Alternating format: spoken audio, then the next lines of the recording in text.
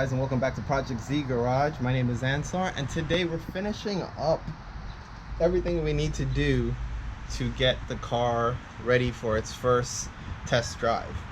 The only thing we have left right now is to put in the snub mount on the front. We got that from 034 Motorsports. Here it is, if you guys are interested. And now this replaces, let's take it out the bag.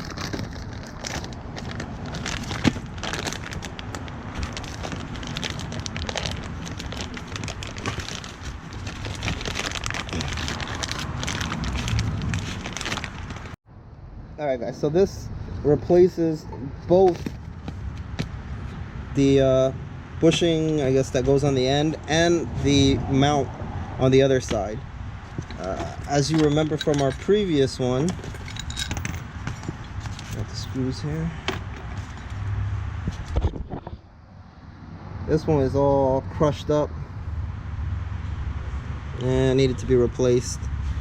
You know, we were really hard on this, probably from, you know, launching the car and, you know, hard accelerating, decelerating. I thought it would hold up a little better. I can't remember where I got this one from, but it pretty much just pushes on. We'll clean this up.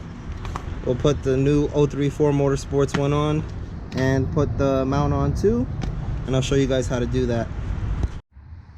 Alright guys, so replacing the snub mount is relatively easy. If you're just looking to replace the stock one with another stock one, the 3 bolts that are holding on the main mount that holds the actual snub mount is a 6mm Allen head, and then what holds the front frame that the bushing, you know, rests in or sits in, these are 13mm sockets.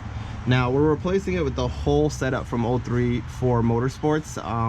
I've put 034 Motorsports on pretty much everything on this car: the transmission mount, the engine mounts, and now we're going to be doing the snub mount. I'm sure they make other stuff too, but I mean, that's pretty much what I'm running on this car. So we're gonna take off the stock frame that's on the front, or the front bracket that's on the front of the car here. Loosen these up. Now we're gonna try to slide the whole piece in. Now, if you're replacing your snub mount, you're probably gonna have to do the same thing. I think it's very tight up in there, so you're gonna have to loosen both sides and then angle it out. So we'll take this one out, and then we're gonna try and angle this in. So this is the new 034 Motorsports front bracket that the snub mount fits into. So we're gonna put it in. Make sure that you push this all the way in like that, and we're gonna try to slide it in here.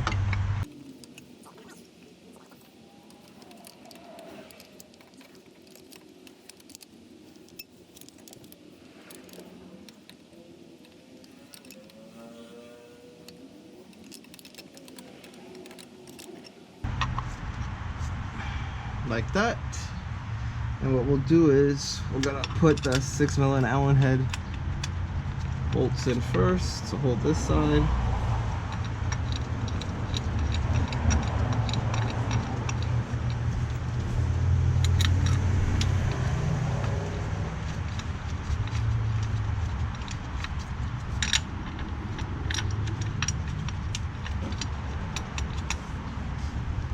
And we're gonna screw this in.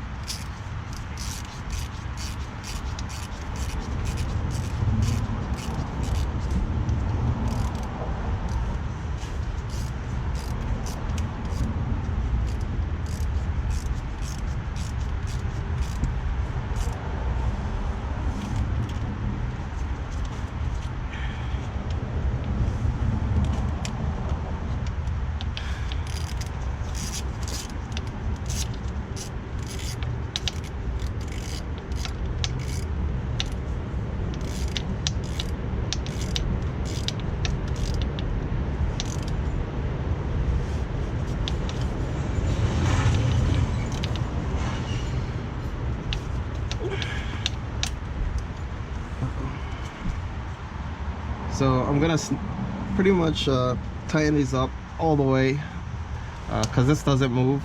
You will need to adjust the front mount where it's kind of directly in the center of it. I know some people tighten it up a little bit, not fully tighten it, and then do like a drive around the block or just a quick drive with a couple, you know, stop and goes to kind of help it to adjust where it wants to be neutrally when it's just idling, and then tighten it up afterwards. What I usually do is maybe the way the motor is sitting now, I would put like a space around the whole thing, and then with some either with like a screwdriver or a feeler gauge, and make sure it's even all the way around. You know, shake the motor, you know, I mean, we started it already, so it kind of is in the place where it's gonna be, and then we'll tighten it up and take it for a ride. And if it feels a little too rough, we'll come back and try to adjust it again and tighten it up again. But I've gotten good results with the feeler gauge and just putting it around. But this doesn't move, so we're just gonna tighten these up fully. I don't know what the torque on these are, but I mean, it's a mount, so I'm just gonna make it like tight, not too crazy. I know some people put some blue Loctite on this. I'm not gonna go crazy on this. You guys could look it up and see what the torque specs are. And then now we're gonna put the 13mm nuts on the front.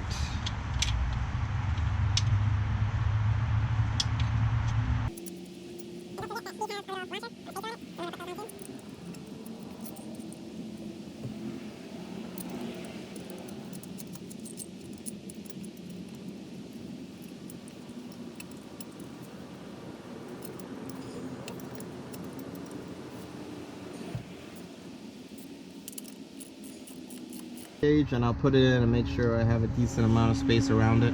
Also, the car's jacked up. When we drop it back down, this might move a little, so it kind of makes sense to check this maybe once again after you drive it for a little bit, and make sure everything looks centered, and also make sure everything is tightened up. So right now where it is, I think it's pretty good, so we're gonna tighten it up.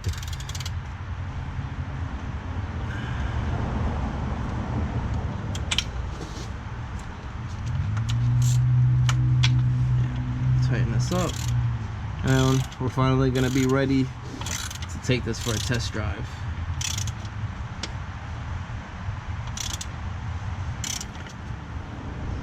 Yeah, I think that's pretty good.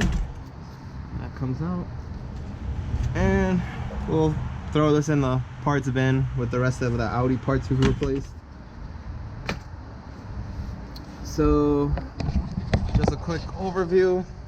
There you have it. There's your snub mount, 6mm Allen head, 13mm nuts in the front. Take it off, unbolt it, slides out, slide off the silicone or whatever this is. I forgot what it's called, what type of material it is.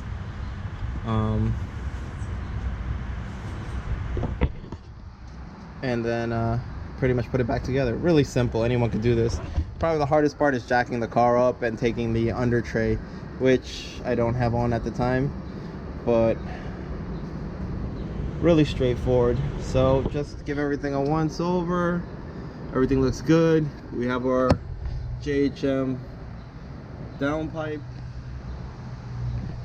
connected to our S4 exhaust system.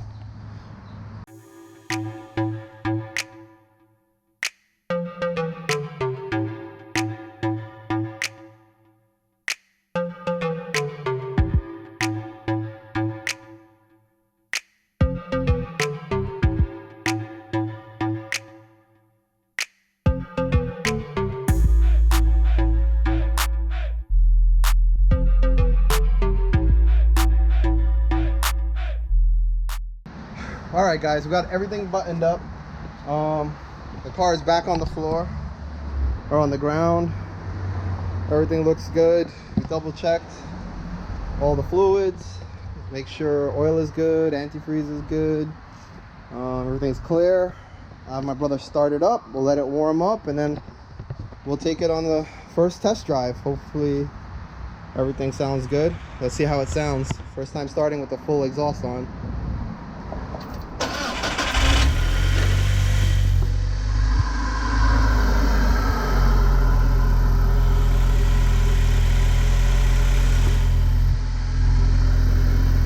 So far so good. Feels really smooth right now. And we haven't started it in a couple of days. Alright guys, let's drop the hood, put the license plate back on, and let's take it for the first test drive. Guys, so we're on the road. So far so good. Our temperature seems to be right in the middle. Clutch seems to be catching earlier than it used to. So, I mean, that could have been because we bled it. So, it seems to be working all right. I've done first to second gear, and that seems all right so far. Temperature is around 212 right now from my P3 gauge. So what I'm gonna do is we're gonna take it to the park. This way we can drive slow and do a couple of laps and see how the car feels. Definitely I'm feeling a little more vibration than normal because I do have the AC on. Without the AC on, it seems okay. So if I turn it off, the vibration goes away. So I have a feeling that we're gonna have to adjust the engine mounts a little, and maybe that front snub mount. Also, I'm getting a little bit of a loping idle at right now when we're at the light, but it seems to go away. That could be a vacuum leak somewhere. So we're gonna have to go over all of the intercooler hoses.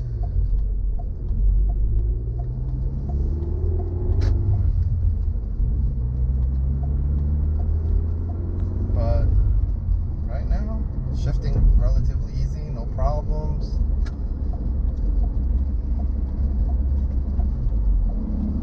Ooh, the brakes sound like hell.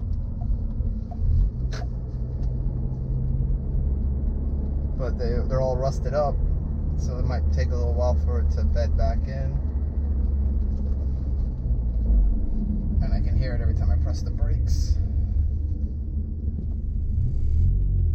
But without the AC on, the car's relatively smooth. It's only when I put the AC on at idle, you feel a lot of vibration.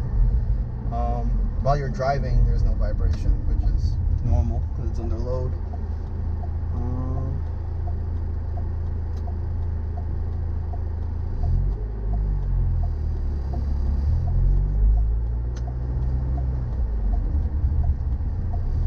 We will have to go and tighten everything up underneath once we drive it for a little bit, because things are going to shift, and you know, from the heat cycles, they're probably going to get loose. So this way we'll tighten everything back up one more time, make sure everything is good. The only other thing that's kind of weird is my reverse camera stopped working. I'm getting just like red bunch of bars on the screen when we put it into reverse, so we're gonna have to troubleshoot that.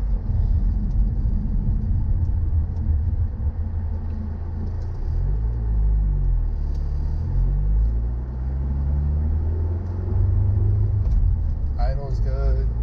Clutch feels really good right now.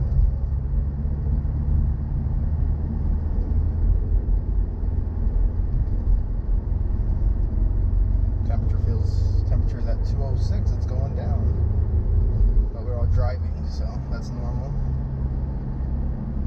So I think right now we're probably gonna just have to check the intercooler pipes, make sure nothing is loose. We might be getting a little bit of leaking at one of the intercooler couplings, which might be the case why we're getting that little bit of a lope, because it's not all the time. It's like when it's sitting, like if we're at a red light and we're sitting for a little while, we get a little bit of a lope. But during regular driving right now, seems pretty good. Going over bumps.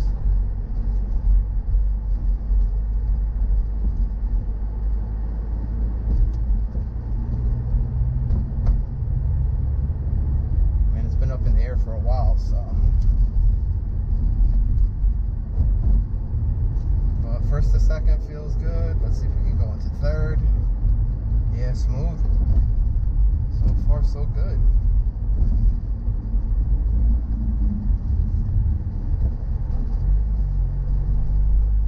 Also, we want to do a lot of stop and go initially, because that'll help the clutch break back in a little bit.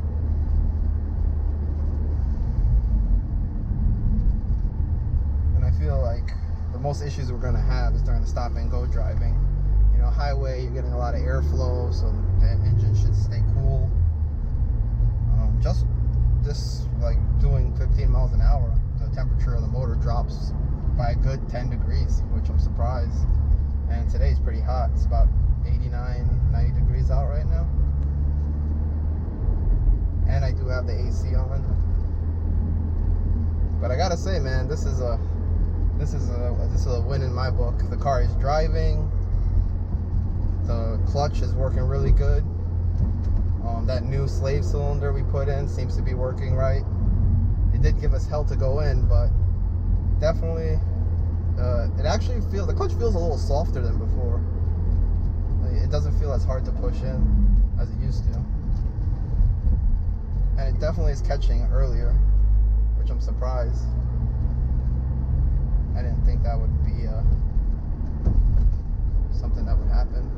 I thought it would feel pretty much the same. What else? I've only been taking it up to about 3,000 RPM. I've only gotten it into like third gear so far. But we're looking good. Shifting feels good, no grinding, no weird noises.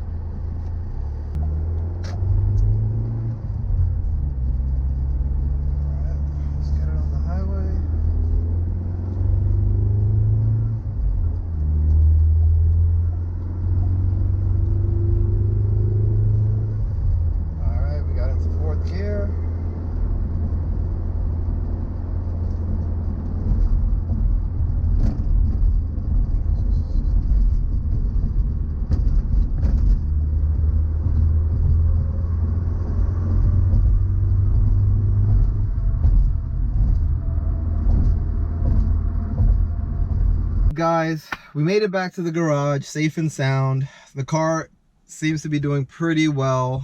There is still some stuff we need to button up, as we found out on the drive, as I told you guys previously. We did get a check engine light. We got one check engine light, a P000A, I think it's what it was. It was like a slow response cam sensor. So I believe I know what the problem is. I think it's the sensor itself is bad, because it was an old one. The one that was in there when we pulled the motor broke, so I used one of the old ones that I had just so that we can test drive it. So I'm thinking that's just the issue. We'll just buy a new one and throw that in, and then we can take it out and drive it some more. Right now it's driving pretty good. I can't complain. I mean, we have that little bit of a loping idle, which we have to go through all the vacuum lines and intercooler piping and make sure all that stuff is tight and there's no leaks.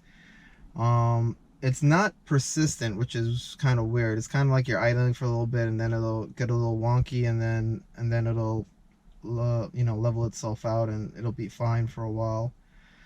It's been driving really good, honestly. From after we did this whole rebuild, it definitely feels a little more responsive on the throttle. I don't know if it's just me or if it's, you know, actually something that the car is just, you know, performing a little better, but we won't know because I've only been taking it up to like 3 grand when I'm shifting. We went through all the gears. That's spot on. That seems to be working really good.